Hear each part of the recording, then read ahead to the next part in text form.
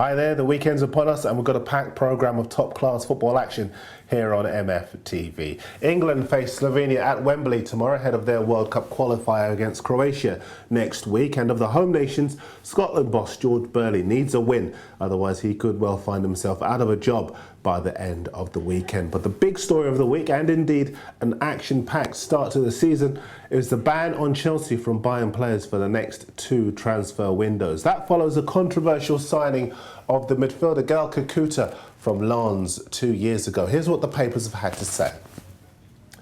The Sun's headline is Thieves, a reference to the accusation that Chelsea stole Kakuta from Lens after putting all the hard work that they did into him 2 years ago. The Express have got the kid who may cost the Blues the title on their back page. They say the ban will really kick in January when Chelsea's squad will be stretched with their African nations players off to the Cup. Then, what a cack-up is on the back page of our own Daily Mirror. The Times thinks it's all a bit of an anti-English conspiracy, and the Mail have taken it forward a bit, saying that now FIFA will look into the case of the young player Paul Pogba. Now, he's a France under-16 captain. His club Le Havre say that Manchester United offered money to him to lure him to Old Trafford. United obviously deny this, and FIFA have indeed stepped in to investigate. There may well be trouble ahead for them too. Now, I've had a chat with our senior reporters here at the Mirror to get their views on what is a massive story, obviously. John Cross is up in a second, but first our chief football reporter, Martin Lipton. He's got strong feelings on the issue. He's with the England squad ahead of tomorrow's game, but here's what he had to say. Chelsea are not shocked very often, but I can tell you they were shocked on Thursday when they got the facts from FIFA telling them they were banned from signing any players for 2 transfer windows up to January 2011. It's a massive, massive blow for the club. A club that was thinking big, thinking positive, planning to bring in Pato from AC Milan next summer. That's now out the window. And for Carlo Ancelotti, major problems loom. In January, African Nations Cup, 4 big players missing. Who can he bring in? Nobody, except Franco Di Santo back from Blackburn. Terrible news for Chelsea. Great news for Arsenal, for Liverpool and Manchester United. Thanks, Martin. Now, when I spoke to John Cross, I started by asking him whether FIFA are playing a dangerous game by coming down so hard on Chelsea. I'm completely staggered. I think it's incredibly strong. I think you can safely say that Chelsea were completely unaware of it coming and being in the offing. And I just think it's absolutely stunned people. It's stunned the whole of football, really.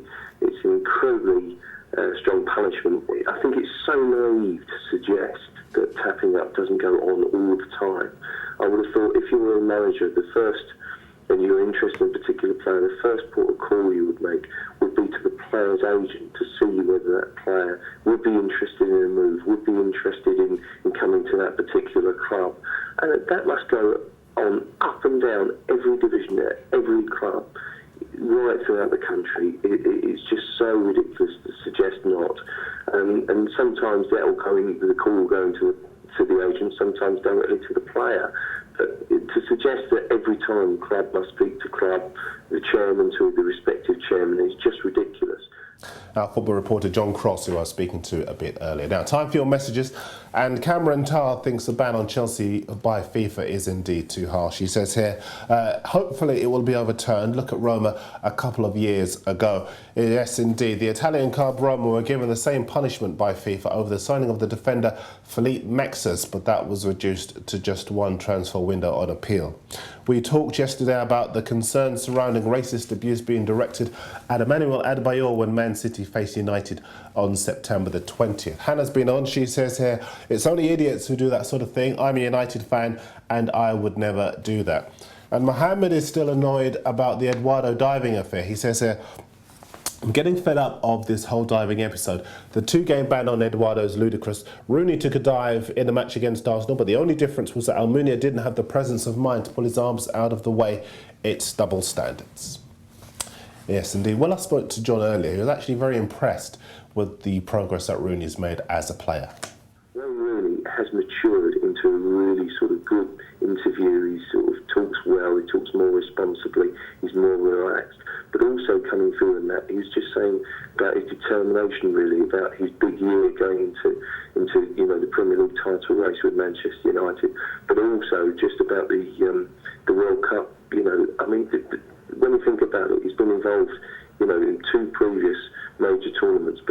Cup now. He'll be 24 when the World Cup comes around next summer. And he, you know, considering he's been around since he was 16, this is going to be his time, I think.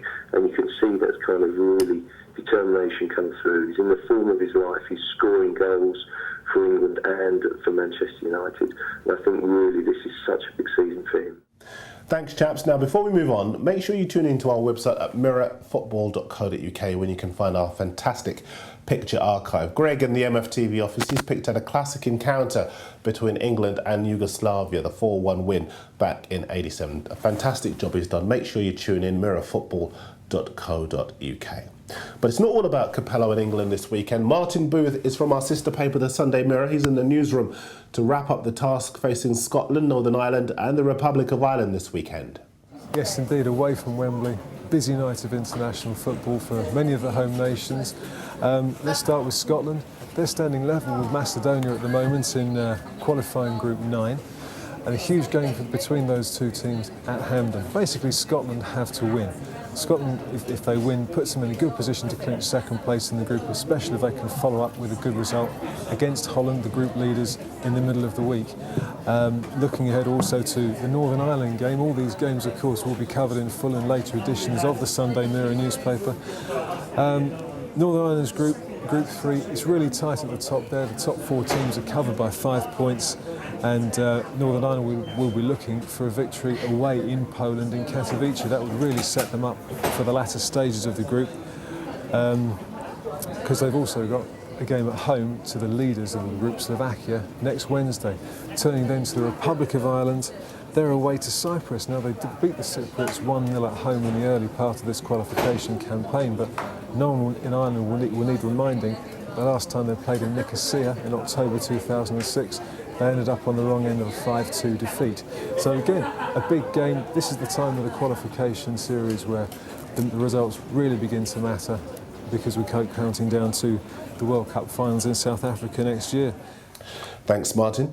The competition to win the total 90 Shoot 2 boots, yes, I'm determined to give them away, is still continuing. All you got to do is tell me which Premier League manager will be the first to be sacked this weekend. Make sure you include your boot size. Evertonian thinks it will be Gary Migson. Sean C says it will be Sam Allardyce. Kieran in South Wales thinks it will be Roberto Martinez at Wigan. And I want to read this by Kaliba, because he says here, Paul Hart at Portsmouth will be the next to go, but I'd love to see Liverpool sack Rafa and maybe keep him as a special Champions League consultant. Sorry, but Liverpool will never win the Premier League with this guy. Away from the UK, there's a massive game taking place featuring a galaxy of stars. Martin's going to tell you where it is. One game to look at away from the Europeans is in South America this weekend. It's Argentina against Brazil. Of course, these days a match like that has plenty of English interest. You've got Tevez on one side, Rubinho on the other side, the 2 Manchester City players. The way the South American qualification pans out is that if you finish in the top 4, you go straight through to the finals. The 5th goes into a playoff. Now, Brazil are away and clear at the top of that qualification table. Argentina are in 4th place, just 2 points ahead of Ecuador. So it's a big game for them. They'll be looking for a win in that clash this Saturday night. All in all, a packed programme of international football, but there is also some cracking Football League action taking place. John Curle's our tipping guru. He's here to take you through the best bets of the weekend. Yep, we know what you're thinking. More a betting granddad than a betting boy. Anyway, first of all, England versus Slovenia. Basically, the bet we're quite interested in is a bet for Frank Lampard to score at any time during the match. Frank is a little bit of a flat track bully, and he sort of likes these games against lesser sides. He's quite a big price with Stan James at 15-8 to achieve that goal, and we think that's reasonable value and an interesting bet that will keep your attention through the whole game. Anyway, our main bet this weekend, where obviously there's no Premiership or Premier League or Championship football, is we think that Bournemouth are the bet of the weekend. They're in really good form, and they're away to Torquay, and 6-4 seems like a really good price to us. We'll see if he's right.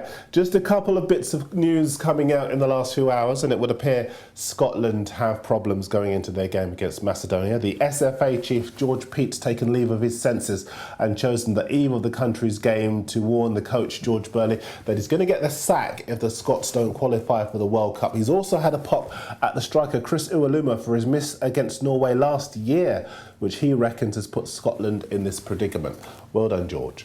Also, the SFA refusing to comment on reports today that Sir Alex Ferguson, no less, was approached to manage Scotland on a part-time basis before Burley was appointed. All the best to them to try and qualify for the World Cup. But that's it for our first weekend preview show.